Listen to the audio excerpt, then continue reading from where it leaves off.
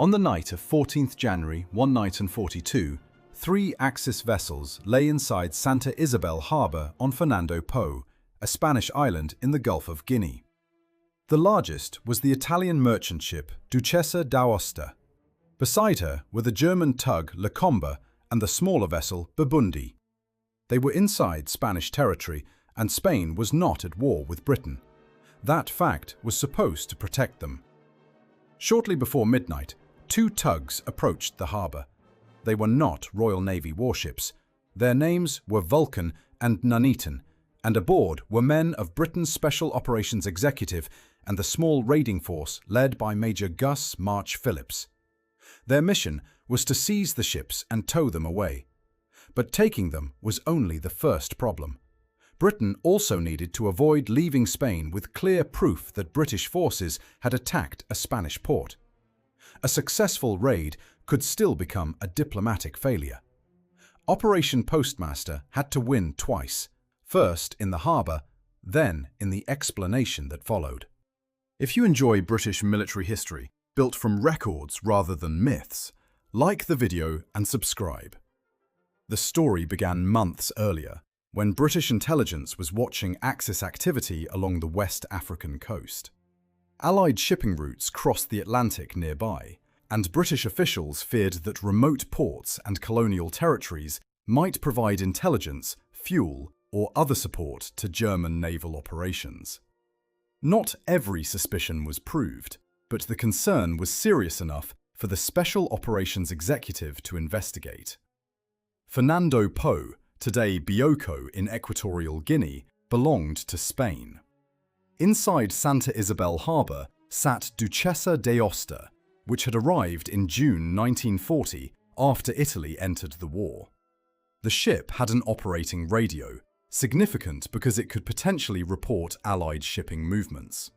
Its declared cargo included wool, hides, copra, asbestos, and copper. British suspicions went further because part of the manifest was not made available to local authorities. But claims that the ship was definitely a secret U-boat supply vessel go beyond what the surviving evidence securely proves. The German Le Combat and Burgundy were much smaller, yet together the three vessels represented enemy shipping sheltered in territory Britain could not openly attack without consequences. SOE officer Leonard Guise had observed the ships and proposed action against them. The Admiralty approved an operation in principle in November 1941. Then the political machinery resisted. General Sir George Giffard, commanding British forces in West Africa, objected to the manpower demands and the risk that the seizure could be called piracy. The Foreign Office and the British Embassy in Madrid had a larger problem. Whatever Franco's sympathies, Fernando Po remained Spanish territory. Britain could not treat its harbour as enemy coastline without risking a confrontation with Madrid. That mattered greatly in early 1942. German submarines threatened Atlantic shipping.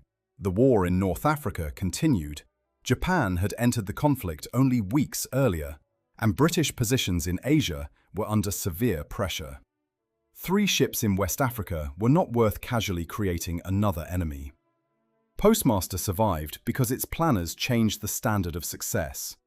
The question was no longer simply whether the ships could be taken, it was whether they could be taken without leaving tangible proof of British responsibility. Final approval came in early January. Suspicion was unavoidable. Proof was the danger. March-Phillipps commanded a small force that had travelled to West Africa aboard the trawler Maid Honour. Among the men associated with the group were Geoffrey Appleyard, Graham Hayes, and Danish volunteer Anders Lassen. For Postmaster, SOE personnel and locally recruited men joined the operation, bringing the force to roughly 32. Maid Honour itself would not enter Santa Isabel. The raiders used two tugs made available in Nigeria, Vulcan and Nuneaton. That choice was practical and politically useful. Tugs could approach, attach tow lines, and remove ships without the unmistakable sight of a British destroyer sailing directly into the harbour. The other half of the plan was already ashore. SOE agent Richard Lippett had obtained employment with John Holt and Company, a British trading firm active on the island. He learned the routines of the cruise and discovered that officers from Duchessa d'Aosta accepted invitations ashore. On the 6th of January, he used a gathering aboard the Italian ship to learn about crew numbers, readiness, and watch arrangements. For the raid, Lippett helped arrange a dinner ashore. 12 Italian officers from Duchessa d'Aosta and 2 German officers from Licomba attended. The plan did not require empty ships. It required enough key men to be absent that small boarding parties could establish control before an organized response developed. On the 11th of January, Vulcan and Nuneaton left Lagos. During the passage, the raiders practiced boarding procedures and the use of folding kayaks. 3 days later, they reached Fernando Po. At about 11:15 in the evening, on 14th January, one tug was roughly 200 yards from the harbour entrance. The second followed shortly afterwards. One group went for Duchessa d'Aosta, another dealt with Licomba and Bibundi. The raiders boarded, secured crew members who remained aboard, and prepared the vessels to move. The key obstacle was freeing ships anchored and moored inside a sovereign harbour before Spanish authorities understood what was happening. Charges were used against the anchor chains. The explosions alerted the town. People gathered at the waterfront. Some anti-aircraft positions fired because the disturbance was initially interpreted as an air attack. But the coastal guns did not stop the departing ships. Vulcan took Duchessa d'Aosta in tow. Nuneaton took the German vessels. 29 prisoners were carried away. From entry to withdrawal, the seizure took about 30 minutes. No raider was lost. 2 seconds. At this point, the obvious version says Operation Postmaster was complete. 3 Axis vessels had been removed from a Spanish harbour by a small British-led force in half an hour. It was not complete. We've reached halfway. If this kind of operation is new to you, like the video, subscribe, and tell me in the comments whether you think the political risk was justified. The first victory had created the second crisis. By morning, Spain had to explain how 3 foreign ships sheltering under Spanish sovereignty had vanished after explosions in Santa Isabel. Britain had to explain something else. If the raiders simply arrived in Lagos towing the prizes, the result would point directly toward British responsibility. And the escape was not going perfectly. At sea, the raiders had prisoners, tow lines, and unreliable machinery to manage. Nuneaton developed engine trouble.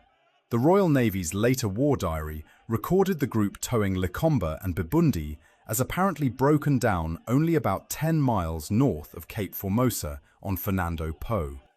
A covert operation intended to remove evidence of British involvement now had part of its captured shipping dangerously close to the island. This is where Postmaster becomes more than a commando raid. The Royal Navy had a role, but not the role Spain was accusing it of playing. The Flower-class corvette HMS Violet had been sent into the region. Its purpose was not to lead the attack on Santa Isabel.